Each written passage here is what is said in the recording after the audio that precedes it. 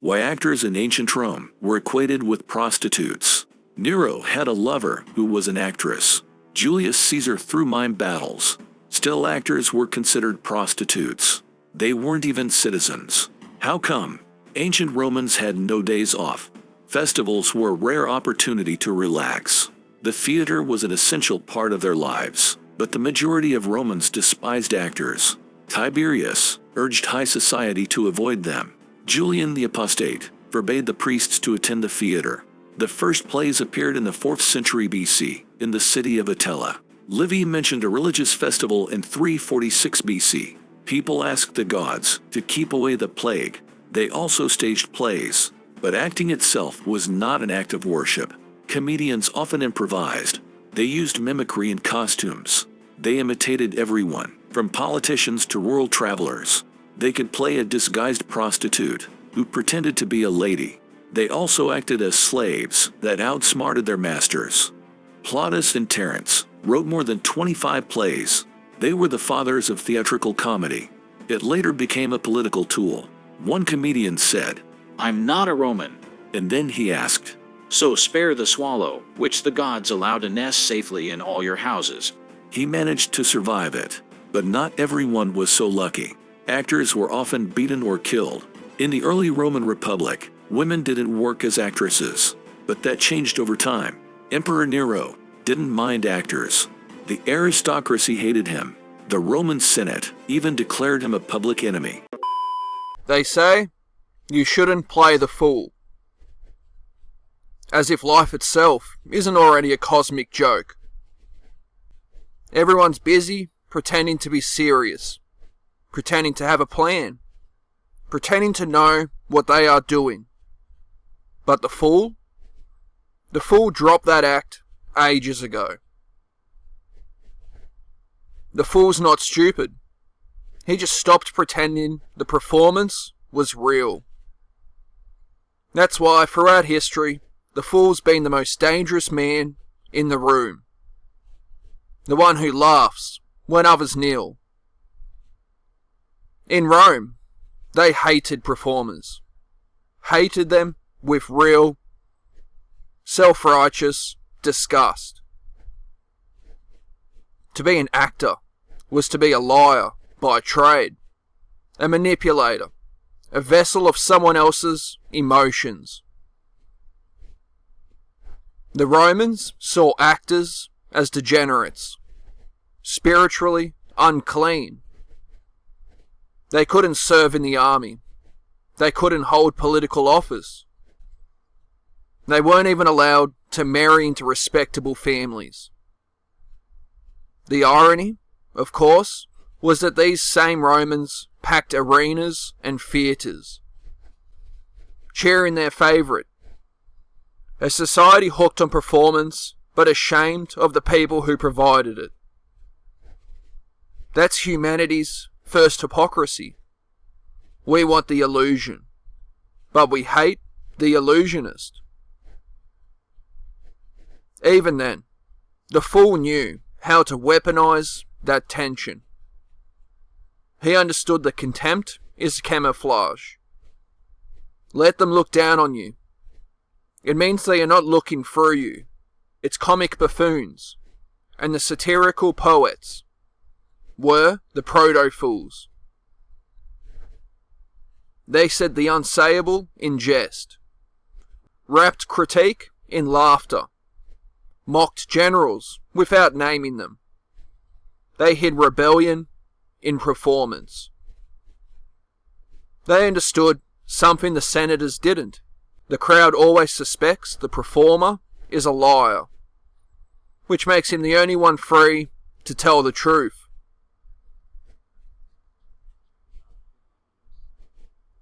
Fast forward a bit. The medieval courts, kings, queens, and nobles, with gold-plated insecurities,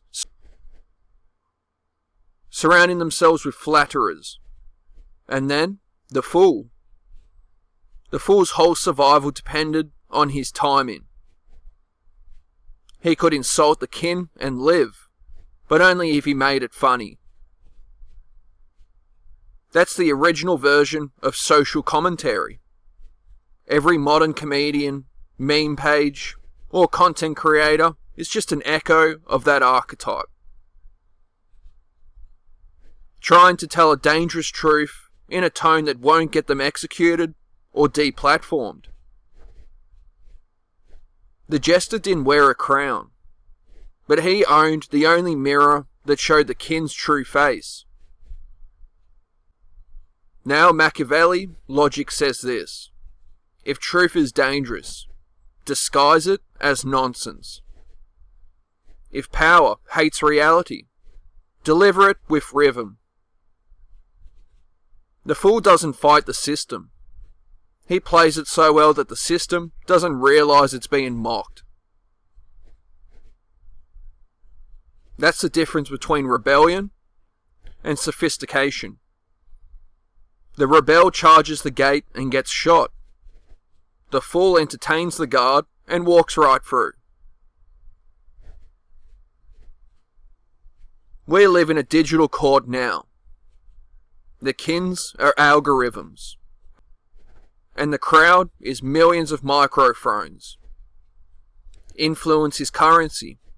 Attention is tribute. And everyone's performance is public.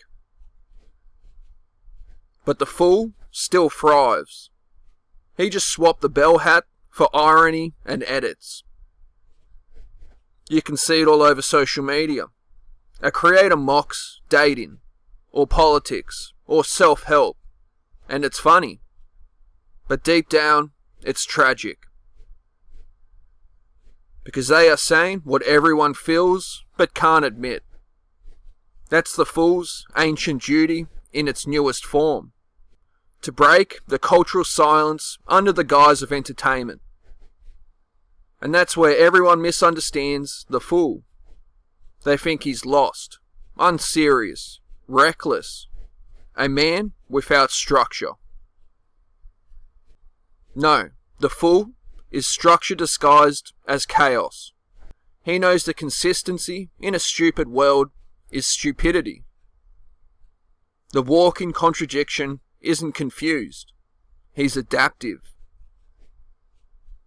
He knows life is full of conflicting truths that coexist. Logic and emotion, strength and softness, irony and sincerity. He's not stuck choosing one. He carries both, knowing contradiction isn't failure, it's freedom.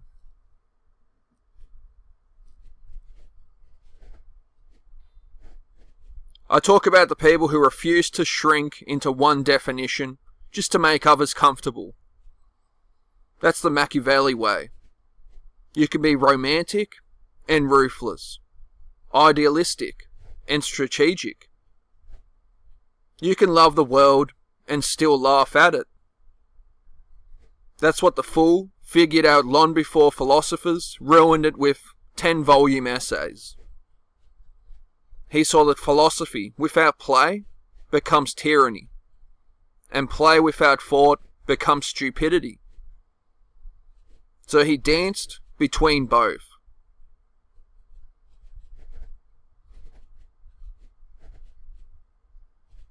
But the fool isn't just masculine energy in the modern world.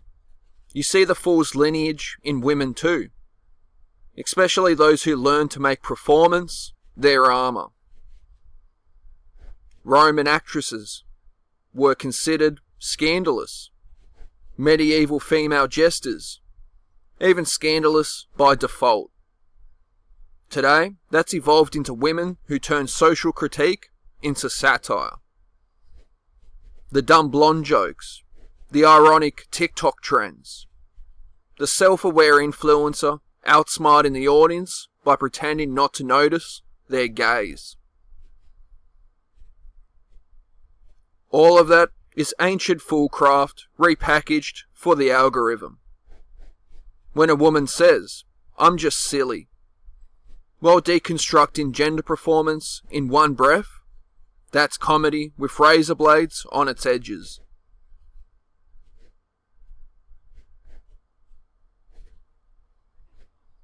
People think the fool is an act of weakness, It's the opposite. The fool is the only character who sees all sides clearly. The king's vanity, the priest's hypocrisy, the crowd's stupidity, and his own absurdity. That's enlightenment with a clown nose. Look at every philosopher who burned themselves out over meaning. The fool saw the same thing they did, that meaning is unstable, and just shrugged. The fool found peace in paradox. The reason humanity needs fools desperately is that without them, ruling systems become delusional. Every empire that kills its clown is already sick. In Rome, actors were moral threats. In courts, jesters were necessary. In the algorithm's empire, fools are the last truth tellers left. The corporate world worships authenticity, but actual authenticity scares it. So, we end up celebrating relatable branding instead. Carefully scripted humility. The fool's humility, however, is real. He knows he's ridiculous. He leans into it. That's why people trust him.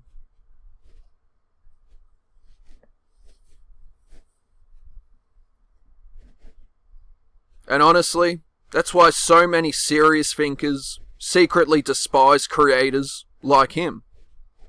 To them, it feels like cheating. They write papers. They deliberate. He mocks. They think irony is cowardice. But irony is armor. Irony is how you survive in a world that rewards hypocrisy. Machiavelli, logic is about balance. Speaking truth while pretending you are joking so the truth can slip past the guards. People sometimes ask, don't you ever worry people won't take you seriously? No, that's the point. Once people take you too seriously, you are trapped. Every truth teller who becomes a prophet gets crucified. The fool never becomes a prophet because nobody ever stops laughing long enough to try. That's his secret. Immorality. He never dies because he never becomes sacred. The Romans fought actors, corrupted society with emotion. Medieval kings fought fools, disrupted order. Modern institutions think humour undermines authority. They are all right, but that's exactly why the fool's necessary. He's the pressure valve of civilization.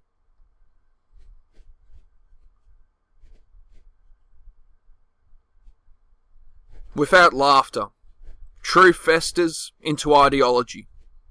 Without self-mockery, conviction becomes religion. The fool brings oxygen into the room, and he stays ahead because he never forgets he's playing a part. That's the problem with most modern people. They forget they are performing. This whole world runs on performance now. Professional seriousness at work. Strategic authenticity online. Curated chaos offline. The only honest man left is the one who says, yeah, I'm a clown, but at least I don't pretend. My act isn't an act. And that's what I love most about the fool. He's not against the world. He's outside it. Not detached, but free enough to laugh through it. The fool's not trying to escape the circus. He builds a bigger tent, cracks a joke, and makes the lion sit down.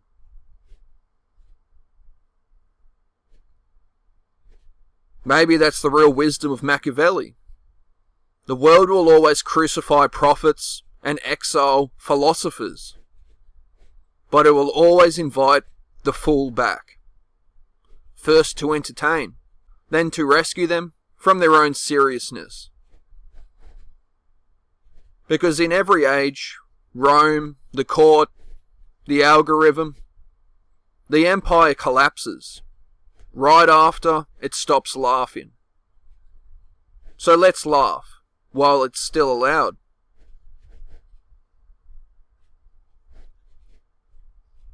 If you've made it this far through the Fool's Manifesto, you are either one of us or dangerously close. The world's full of serious people pretending they are not performing. Don't be them. Be the fool who sees the stage. Subscribe if you want more truth wrapped in laughter.